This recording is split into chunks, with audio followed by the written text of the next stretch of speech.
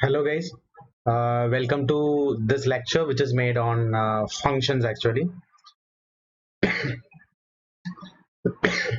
See, actually we were starting with we were, in the previous lecture we were seeing about pointers. I think we finished with the basics of array, then we enter into the basics of structure, and then we saw about the basics of pointers, and we used pointers on arrays also, and we used pointers on structure also. So now we will be moving to function. We learned all the basics of array structure and pointers in order to learn function. So coming to function, what we are going to see inside function is, first of all, what are functions, when function is required, and the second one is parameter passing. That you, if you have no knowledge about it, no issues. We will see now. There's something called as parameter passing. Inside parameter passing, we are having three subtopics: pass by value, pass by address, pass by reference.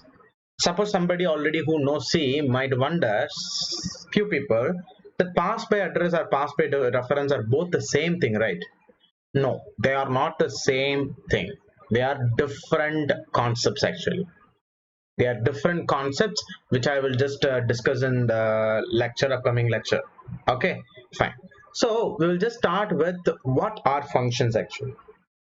See, when I was telling you about structure, I told you that structure are group of related data member. Group of related data member. I told you, right? What I told you, if I take rectangle, and what are all the data related to rectangle are grouped together. If you take playing cards, all the data member which is related to playing cards are grouped together. That is what the usage of structure. Similarly, I will define functions also. What are functions? Functions are said to be group of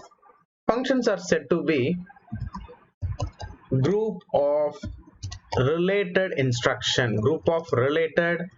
instructions that perform that together perform a specified task. So we say that functions are group of related instruction, whereas structure is a group of related data member.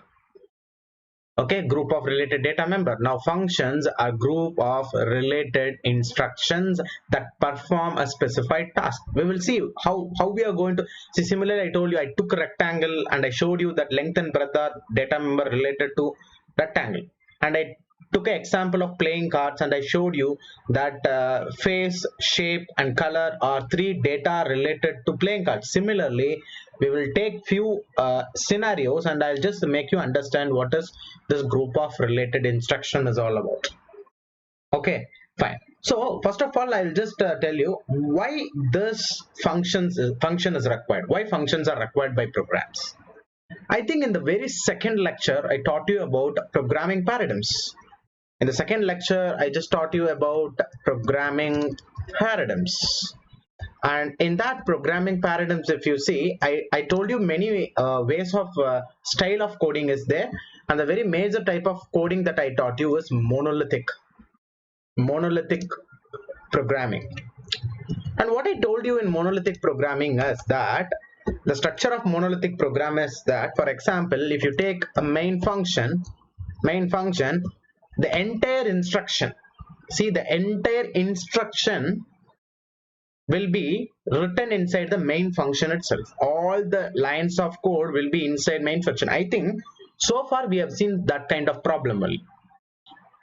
We wrote Armstrong numbers, we wrote pattern programs, but all the instruction that we wrote for printing the pattern or finding whether a given number is Armstrong number or not, we wrote all the instruction inside main function only. Am I right or wrong?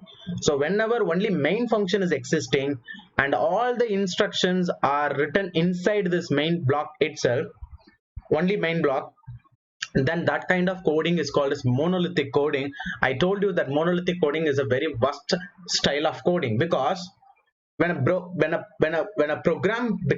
project becomes very long, what will happen is that you will be able to manage if the entire program is inside your main function, because the lines of code will be very large and you will be confused in between. In order to overcome this monolithic programming issue, that the issue that is faced by monolithic programming, we are bringing in functions. We are bringing in function. In function, what we are doing? I'll tell you a scenario. I think this scenario already I have discussed with you, but again I'll tell you the scenario. For example, if you take a company,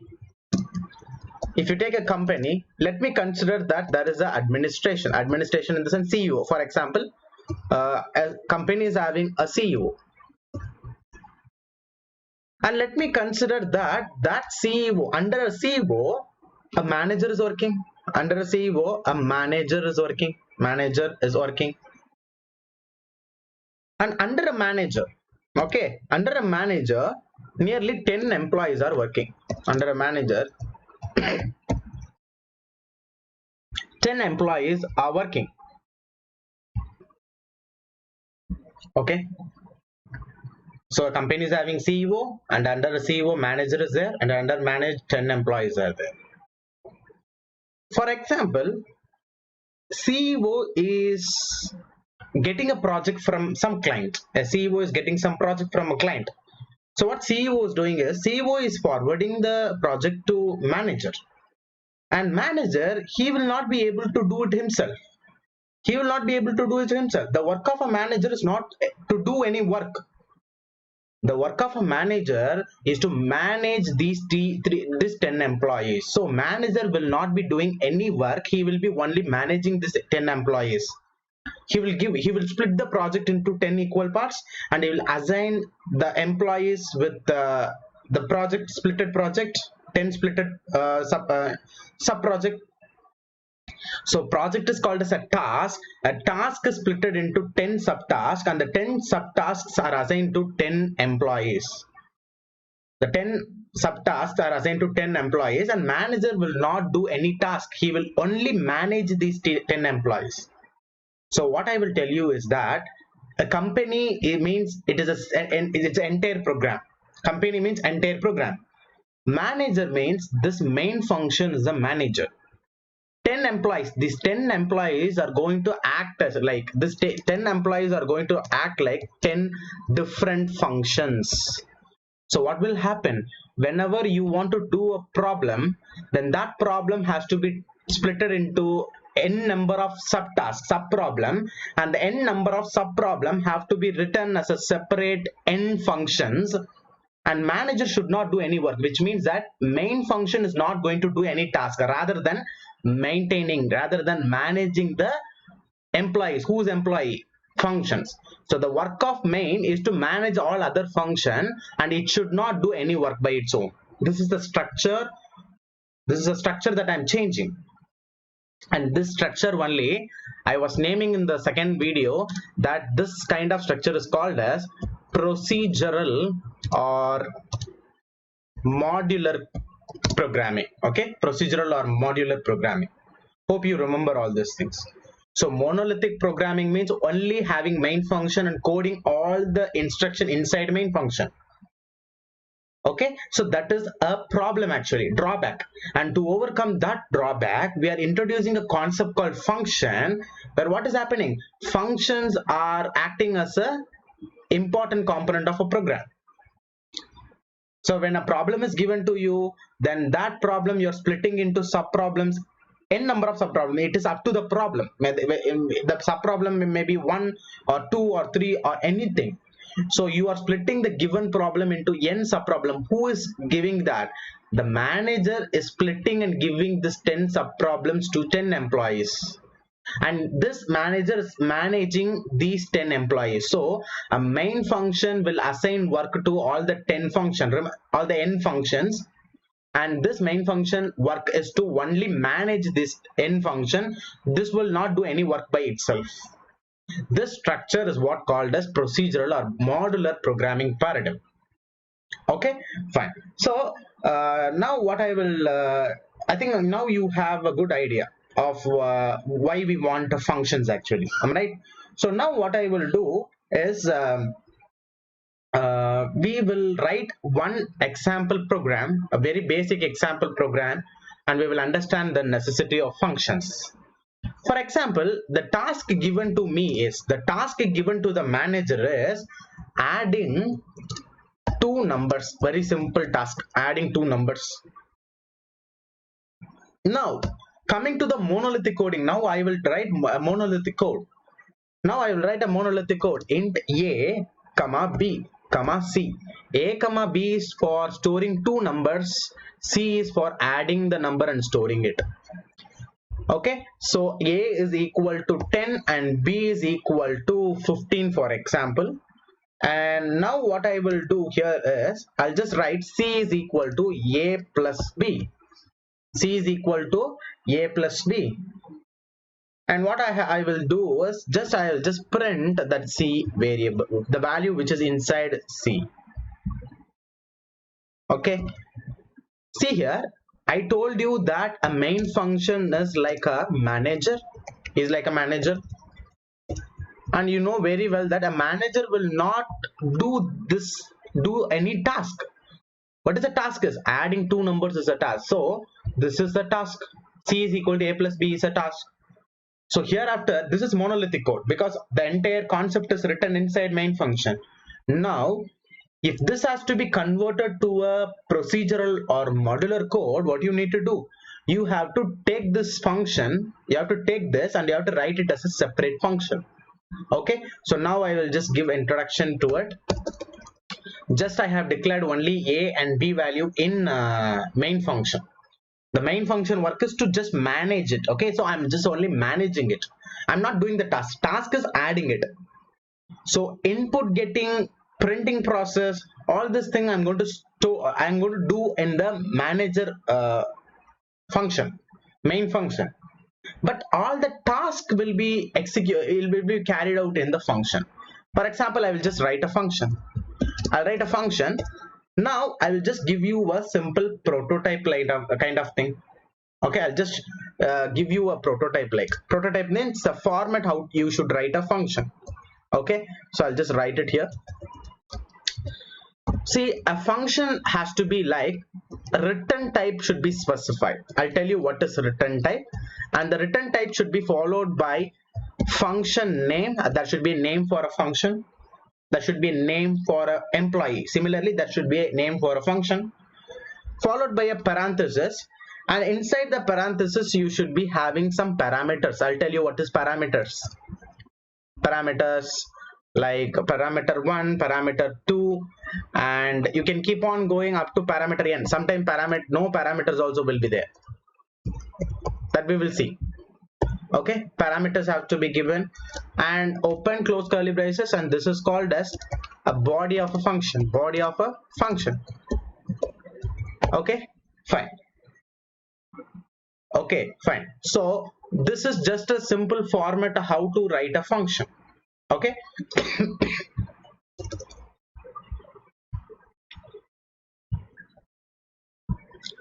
Okay, so now we will write a function.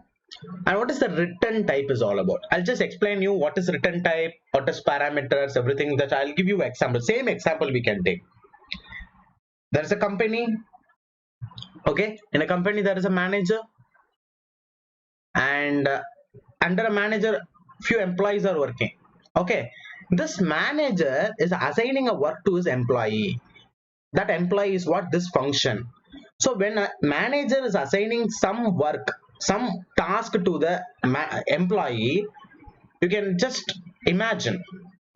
Okay, so the manager is assigning some work, and that, see, manager is the one who gets the project from the client. So manager knows well about the project. Actually, he knows very well about the project, what needs to be done, what should not be done. Okay, what features should be implemented in a project, what should happen inside the project. All these things manager only knows. So this employee might require certain information from a manager to do the task. A manager is there, a manager is assigning a task to his employee, and the employee will require some data from manager. See, a manager who knows about the project very well, and he is assigning a task, he knows about the task very well, and he is assigning a task to the employee, and this employee might require certain information from manager. Suppose if the employee requires certain information from manager to continue doing the task, then those data which is required by the employee to do the task is what called as these parameters. Suppose if this employee requires totally 5 data from manager, then parameter 1, first data need to be parameter 1. The second data which is required by the employee should be parameter 2. Third data required by manager should be, required by the employee from the manager should be parameter 3, and goes on, parameter 4, parameter 5. So parameters are the information or data that is required by the employee or by the function to execute a set of instruction, and those data are received from the manager. So parameters are the data required by the function to start doing a task. Next one. Okay, suppose if the employee requires certain information from manager, our employee receives all data which is required to start the task, and the information or data are if the data is information provided by the manager to the employee, by the manager to the employee, then the employee will finish the task, and at last you can see that you can do one thing. This person, after finishing the task, he will have some output with it. After finishing a task, definitely we will have output. Adding two numbers is a task. Resultant, you have added value. Multiplying two numbers is a task. After multiplying, you get an answer, multiplied value, output.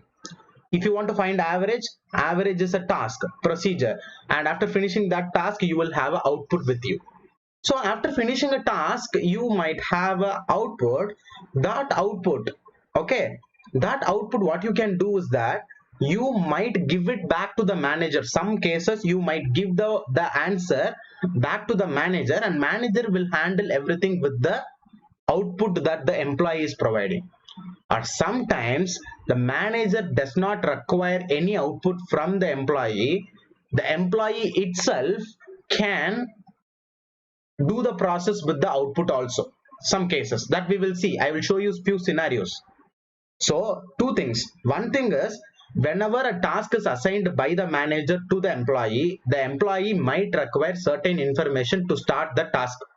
Those informations are called as parameters. And second thing, after finishing a task, this employee will definitely have output, and that output can be given back to the manager, or as well as he can keep it himself. The employee can keep it himself. Okay, so that the output which is given back to the manager is what called as return type. So for example, adding two numbers, what has happened? Adding two numbers, you get a resultant answer. The resultant answer will be for example like integer. So if integer is the data, is the output data that you are going to return back to the manager, then your return type is integer. If suppose you are not returning, the employee is not returning anything to the manager, and the return type can be given as void. Okay, so this we will see we will see few examples so that you can understand it better. But now what I will do is just I'll show you few way. I'll just write a simple function to add two numbers. So first of all, what you need to decide is that always whenever you start writing a function, you need to decide about the return type and parameters. So return type and parameters are two important factors of a function. So first of all, just tell me, adding two number, what you are going to do? Whether you are going to return the value back to the manager? Yes, I am going to return the output. What is the output? Added value. The added value should be again given back to the manager, and my manager is only going to print that added value. So what I can do is that I can take integer as the return type, because I am going to add two integer numbers, so the resultant answer will be also integer. So the return type is integer, followed by the name of the function. Name of the function is add, because I'm going to add. Okay, followed by a parenthesis, and I'll just open the body part also. Coming to this parenthesis, I need to decide whether parameters are there or not. Just tell me whether parameters are there. What is parameters? Information required by the employee from the manager. Is there any information that you require from manager? Yes, definitely. Which two numbers I need to add? Okay, if I know the numbers only, I can add and I can give the answer.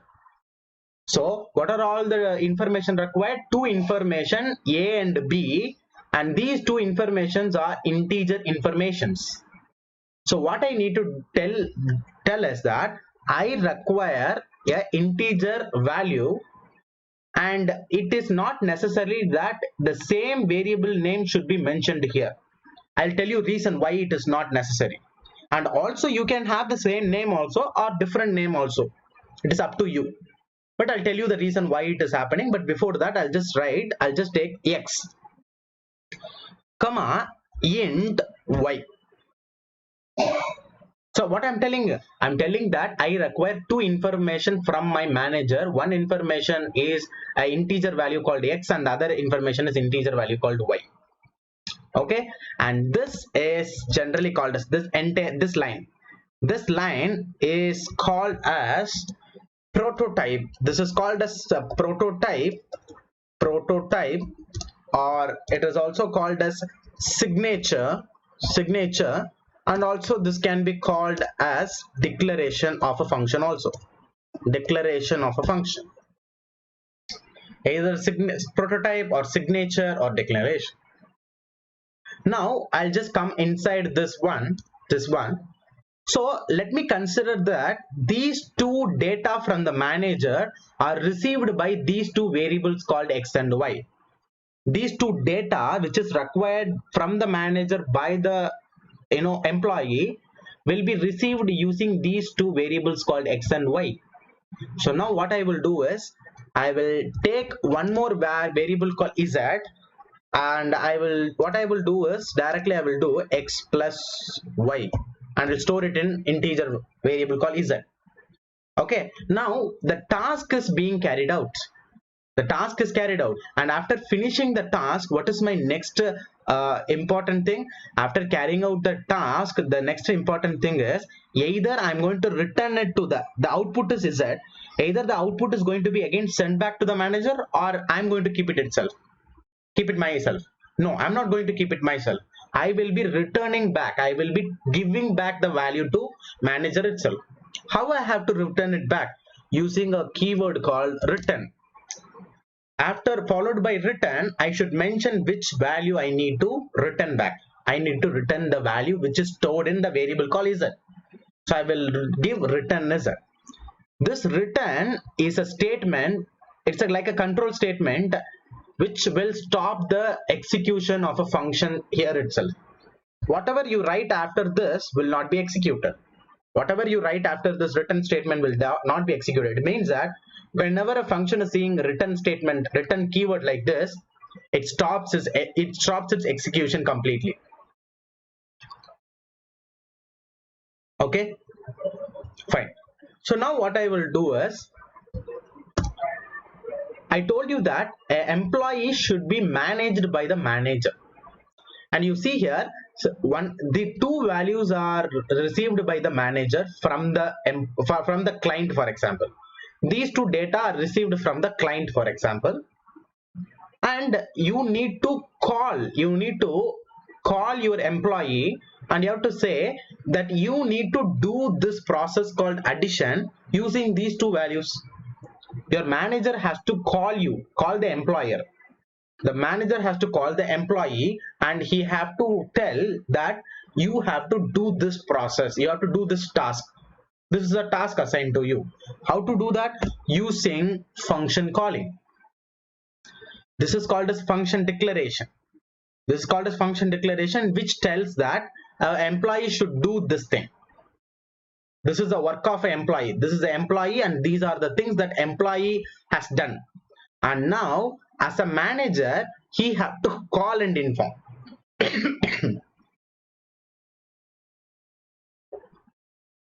As an employee, as a manager, he need to call his employee and he has to inform that you need to do it. That informing process is what called as function calling. How to do the function calling? First of all, specify the name of the function, followed by parenthesis, and inside this parenthesis, you see here, your employee requires two data from you. The employee requires two data from the manager. So those two data which the employee is asking for should be provided to the employee. So what we can do here is, I can pass what data has to be passed. A and B has to be passed. So what you're doing, instead of X you are passing A, instead of Y you are passing B. This is how you call, this is how you inform your employee. So this is also called as calling a function. Calling a function.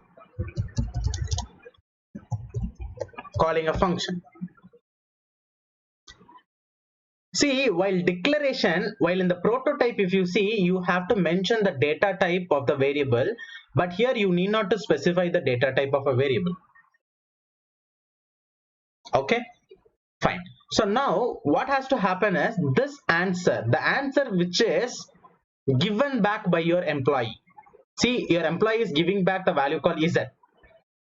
Okay, if you want to receive that value which he is sending, you need to have a variable here also, integer is at C, or otherwise you can declare the variable C in this line, and here you can just give C is equal to add of A comma B.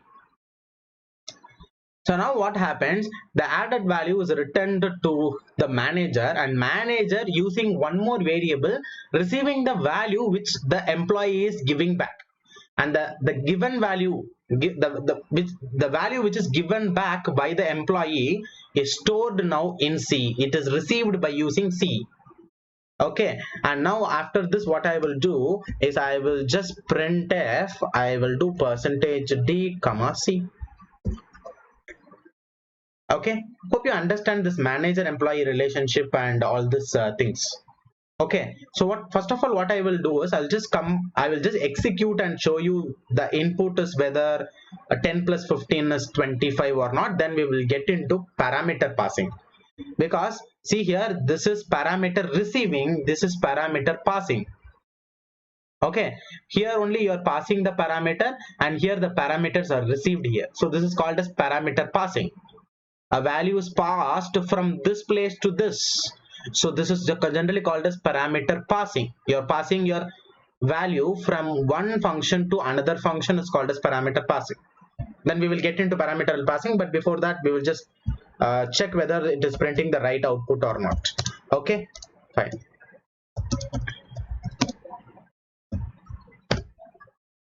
So I'm just initiating the execution. Yes, execution is successful. Sorry, compilation.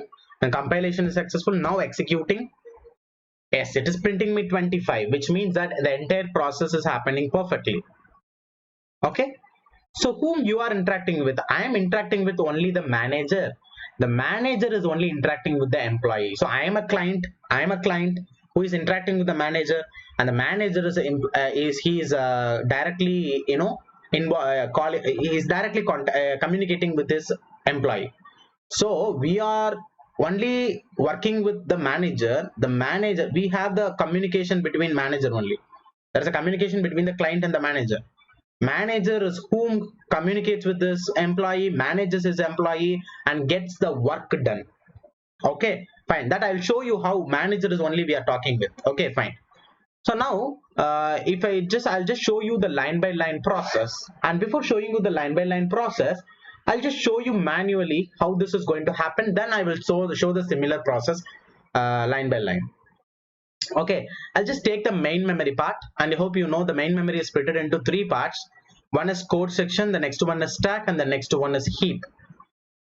And now I told you that whenever execution starts, the execution starts from the main function. Why it is starting from the main function? Because we are the client. We have only the direct connection between manager only. So I need to speak with the manager. So in order to speak with manager, I'm just calling this function main. I'm taking the phone and I'm calling to the manager, not to the employee. So the execution is not starting from this function. It is starting from main function, because main function is who is the manager. So once this point execution is starting, I told you that whenever execution is starting, the translated or the compiled code will be stored here in the code section. The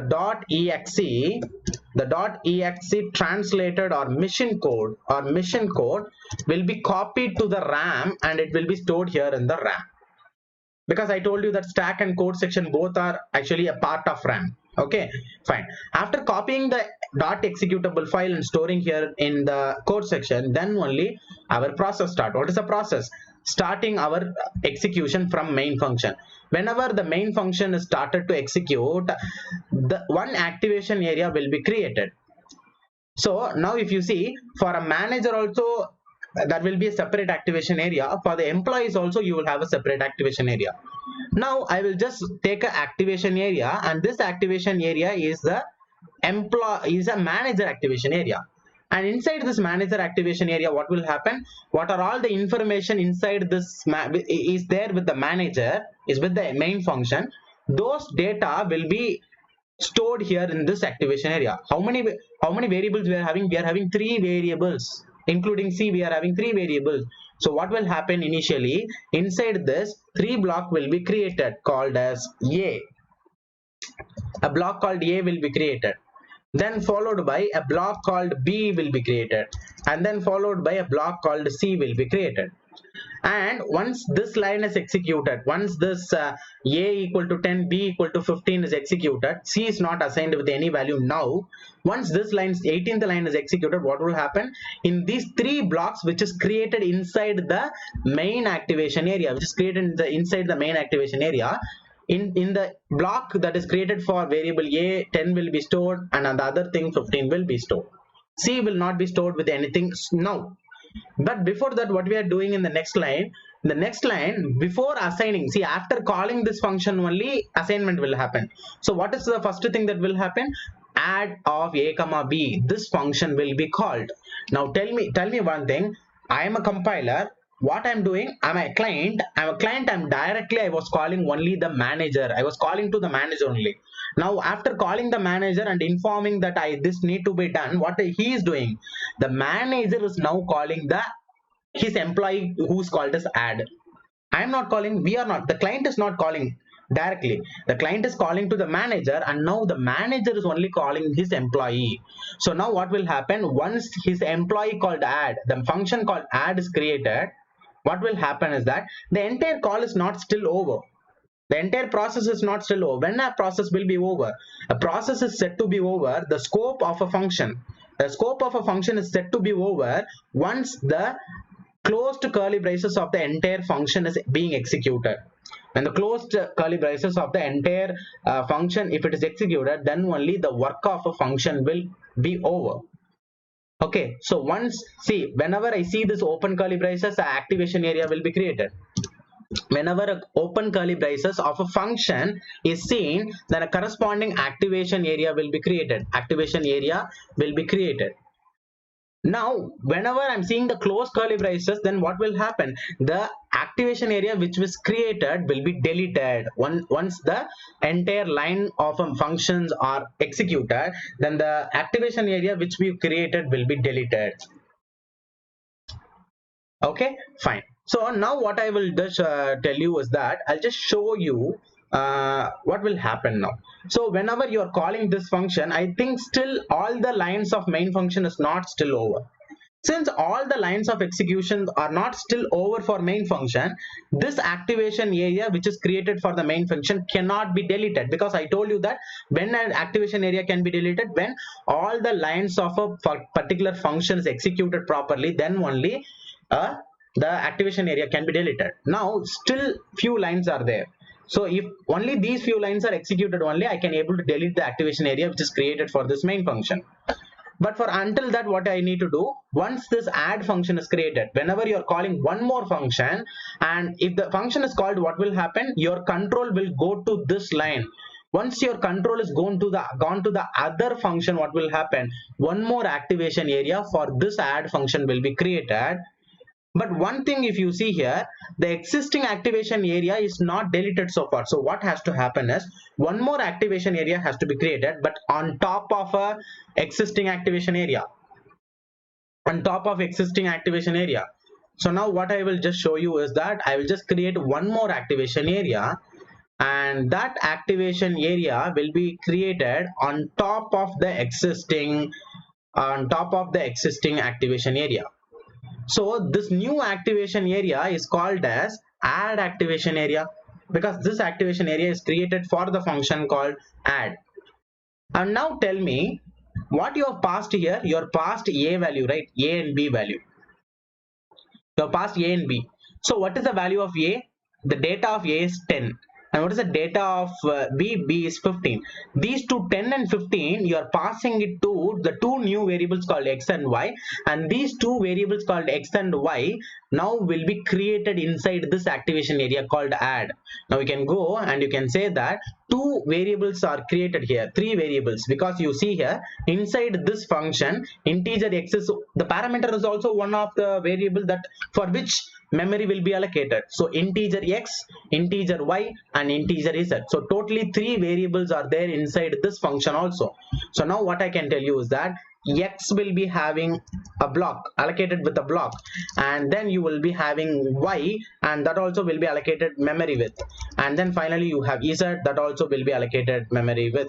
Okay, so now what will happen, since you are passing the value of 10 and 15 from main function to add function, this data is copied from here and it is sent to the variable called x. And then the same data called 15 is in the same manner, it is also passed to y and it is stored there in y. Now we can clearly see that these are two different activation area and these are two different blocks. X is a different memory block and A is a different memory block. That is why I told you, you can have a different name here or also the same name. If you have the same name A and B, what will happen? This block will be having the name called A and this will be having the name called B, even though the same name is given, but they are different memory block of different activation area. Okay, this is object in one room, this is object in another room. Even though both are having the same name, they are different, they are in different location, they have different memory locations. So you can have same name or you can have different name, no matter whatever it is. And now inside this function, what you are doing, you are adding x and y and you are storing it in z. So what will happen here? The x and y value is added and the resultant value 25 is stored here in z. You add the value of x and y and store the resultant answer in z. Okay, so now what is happening here? The next line is return z. So once I told you that whenever return statement is seen, what will happen? Then the complete execution of the function will be over. So what I can tell you is that if close curly braces is seen, then the activation area will be deleted, or otherwise if return statement is seen, then also the activation area will be deleted. So what I can tell you is that here, once it is seeing the return statement, first of all, it will copy this 25 temporarily. It will take, because this is what you are returning, the z value only you are returning. So this 25 will be temporarily taken and it will be, the compiler will be holding it. And once the return statement it is seeing, it will copy 25 temporarily and it will delete this activation area. Because I told you that whenever the complete line is executed, then the activation area is deleted. So all the lines are executed, so activation area is deleted and it will come back to the line, where from where I went to this function. I'll just come back to the same line from where I go to the function. And now what happens, I still have the value 25 in hand. One value that I copied from that activation area is 25. That value is still in hand, and that value which is returned from here will be now stored here in C. So now what will happen, the variable called C, which is in main function, will be receiving that value which is copied from the above activation area. And now after doing this, what will happen? The next statement is printf. So now what is the c value? C value is 25, so 25 will be printed. And once this last line curly braces is executed, what will happen? The activation area of the main function also will be deleted. So what will happen? This activation area also will be deleted, and the code which is here also will be deleted. The code which is stored here also will be deleted. So the complete execution is over. So when the execution is starting, the file is copied to the code section, activation area for main is created, and the main function is calling one more function. So one more activation area is created on top of it. And once all the lines of add function is over, then that activation area is deleted. Then I again come back to main activation area. So this section is called a stack. For what reason this is called a stack means, because you are creating the stack one above the other. You are creating the stack one above the other like a stack.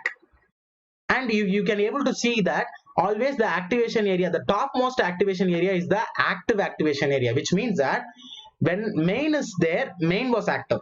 But once add activation area was created, the flow and the control was there in the add activation area. It was not with main. So the topmost activation area is having the power, is the active one. Suppose if I need to access something from main activation area, then the add activation area have to be deleted, then only I can come back to the main activation area.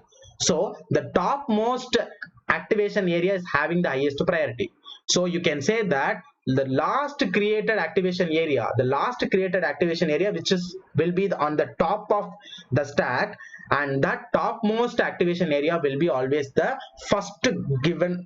It will be given with the first priority. So generally what is called a stack means first in last out, or otherwise last in first out. So you can say that whichever activation area is created last was deleted first. You can say that main activation area was created first, then only add activation area was created. Which was the first activation area to be deleted? Main. So whenever the last created element is deleted first, then it is called as stack.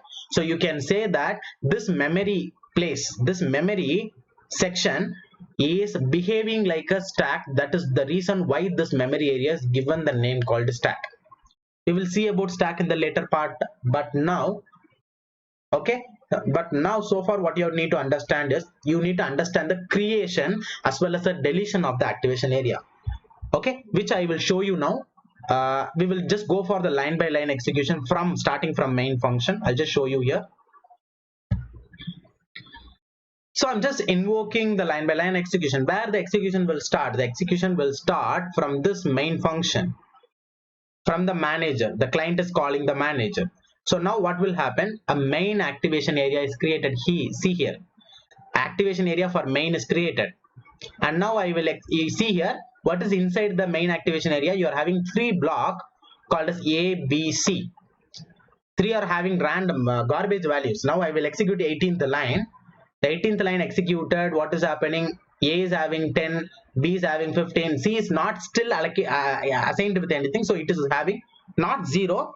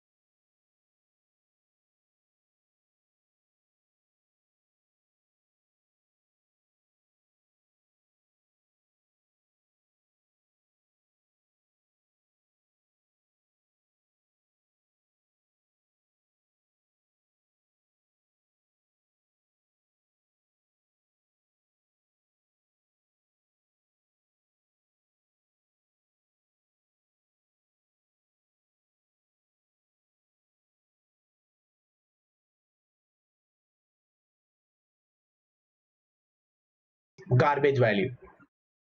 Now what is the next line? Next line is a function call.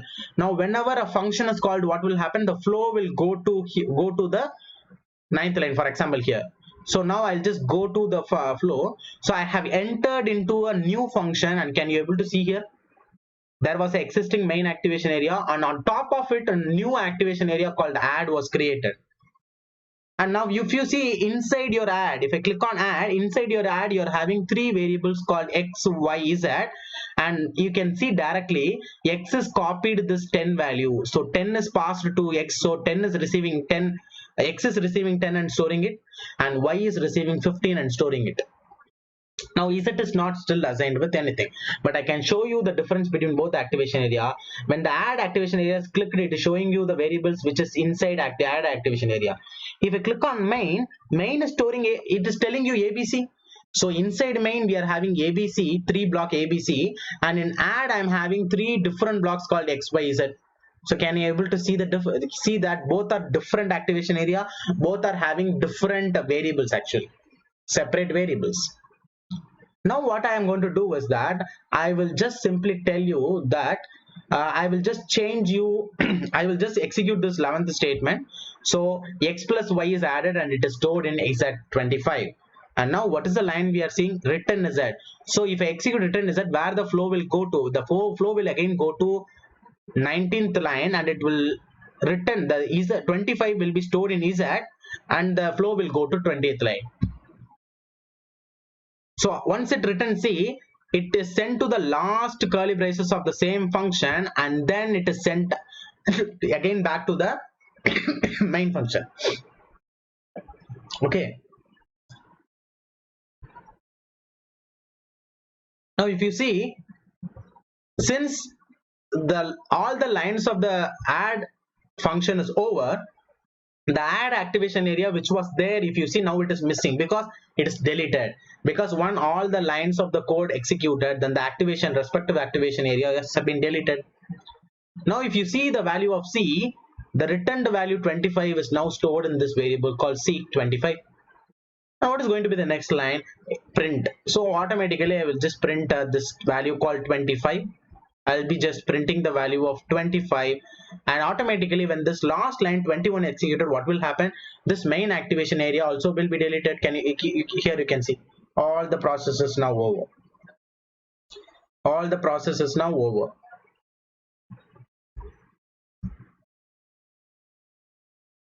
Okay, so can you able to see that understand the creation of activation area and deletion of activation area, right? So the main reason why we are seeing this is called as parameter passing. See, why this is calling a function, this is declaration. So the parameter that you are passing in the calling time, when you are passing it in the calling time, these parameters are called as actually actual parameters. Actually it is actual parameters. So while calling, if you are passing a parameter, this parameter is called as actual parameter. This in the receiving place, this parameter is called as it is called as formal parameters. Formal parameter. It is called as formal parameter. Okay. So now what I need to tell you is this is actually a function. Still now we have not come to the type of, see if you see here, parameter passing, what are function, we have seen only what are function, and coming to parameter passing we have seen only that these are actual parameters, a and b are actual parameters here, and here int x and int y are formal parameters. Up to this only we have seen so far. In the next lecture, okay, I think this session has gone for nearly 50 minutes. So 10 o'clock we started, and now it will be nearly 10:47. So what we will do is, again we will take a 10 minutes of break, and we will start the next session by 11 o'clock. And in that session we will see about the types of parameter passing: call by value, call by address, and also call by reference also I will be dealing with. Okay, fine. So thank you. This is for the session. I think this will be very useful for you. and it will be really happy for me if you people are understanding this the better way. Okay, so thank you, and thank you guys for following the entire course. There are few people who are following the entire course, each and every video you are following it, and this is keep going. Okay, keep learning new things day by day. Okay, thank you.